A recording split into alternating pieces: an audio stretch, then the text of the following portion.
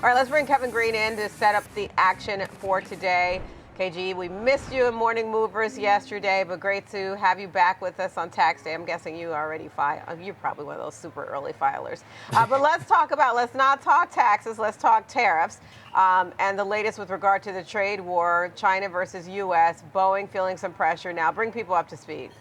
Yeah, we are seeing Boeing in the crosshairs here after China is ordering its domestic airlines to stop taking deliveries of Boeing aircraft, as well as lowering or reducing, or actually eliminating purchasing parts as well. Now, this is just another news headline when it comes to Boeing. That's a negative one for now. That could actually impact them for their top line as well as their bottom line. As we know, in order for Boeing to actually realize revenue, they actually have to physically deliver the product to a certain company or a certain country. And so this is going to be one of those other situations where we're not seeing China raise tariffs anymore, which they already raised tariffs on the US to 125%. But now they're kind of taking action at some of the bigger and larger companies here that will have an immediate impact, not only when it comes to Boeing, but also smaller and mid-sized businesses, which really does support Boeing. This could also have a little bit of an impact when it comes to GE. And so that's something to keep on the radar here, but another tit for tat type of move from China. But they're getting a little bit more strategic when it comes to the retaliatory measures rather than just going one for one for tariffs across the board. Yeah, it does seem like that. And this was originally from some Bloomberg reporting about that, but now we're seeing it spread in other reporting. China looks like had already received some Boeing jets, but it looks like, this is a stop from here. It feels like for Boeing, Boeing has had a difficult set of years. Does this feel like, what's at stake here when it comes to Boeing?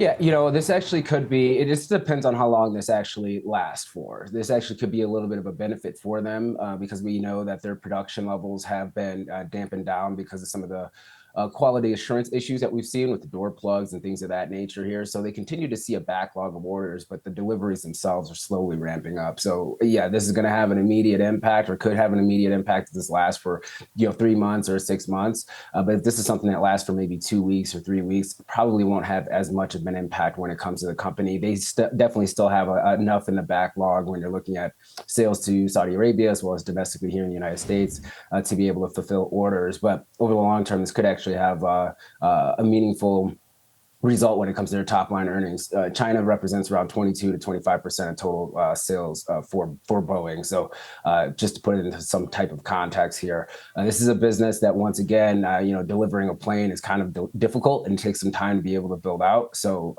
hopefully this gets resolved fairly quickly. If this lasts for 6 months or so, that's when it becomes a little bit more of a problem for them to try to project out. Okay, so something certainly to keep on our radar.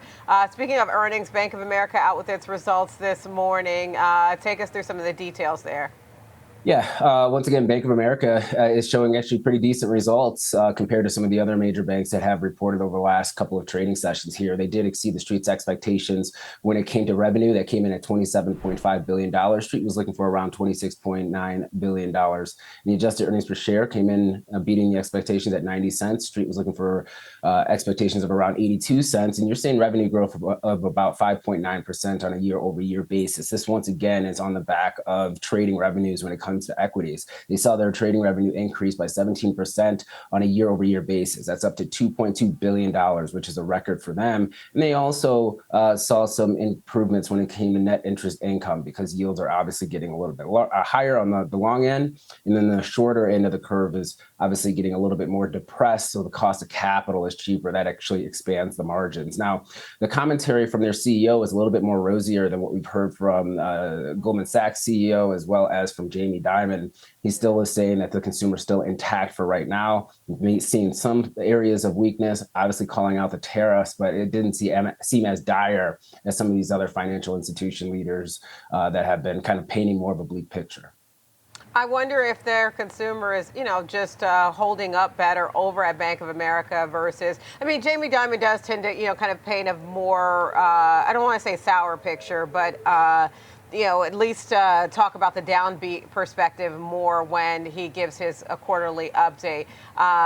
So, I don't know if that speaks to the leadership and how they characterize things, or if that is just the consumer at Bank of America holding up better than the consumer at JP Morgan Chase. All right, so that's what's different. What else was similar? It looks like trading revenue held up. That seems to line up with what we saw, for instance, from Morgan Stanley.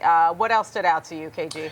Yeah, M&A activity down about 13% on a year-over-year basis. Investment banking fees also fell about 3%. That seems to also match the trend from the street. Kind of going back to when you're talking about their leadership, Brian Moynihan is a glass half full type of leader, right? So he likes to look at he's a lot more optimistic no matter what the environment is. If you kind of go back and just look at some of his comments around COVID-19, he tried to paint a little bit more of a rosier picture, whereas Jamie Dimon, I would say, is a quarter of a glass half empty type of individual who's always really worried about the downside movement here. Now, you did see it increase when it came to provision for credit losses. That actually increased to $1.5 billion, up from $1.3 billion from a year ago here. A little bit smaller than what we've seen as far as the incremental changes from Goldman as well as JP Morgan, but kind of aligns with his more optimistic view around the market. So for the most part, the big banks have actually come in pretty well, pretty decent when you're looking at the earnings themselves.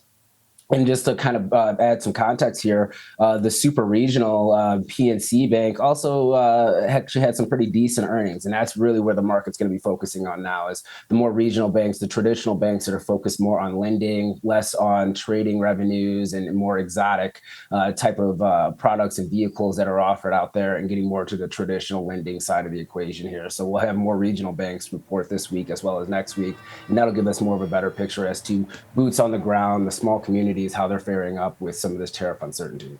Okay, that makes sense. All right, KG, for today, the S&P 500 yesterday finished at 5405. What levels are you looking out for to the upside and the downside? Yeah, for the upside, looking at 5,500, and the downside, 5,260. You are seeing VIX kind of edge up a little bit, yields getting a little bit of a spike to the upside.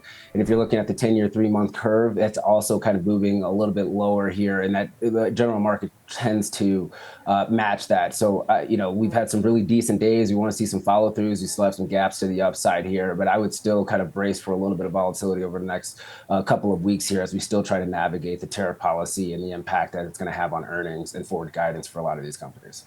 Yeah, it feels like the market's still trying to kind of shake out what this all means, and where we are within 90-day pause. And then it sounds like some things are more favorable when it comes to the autos.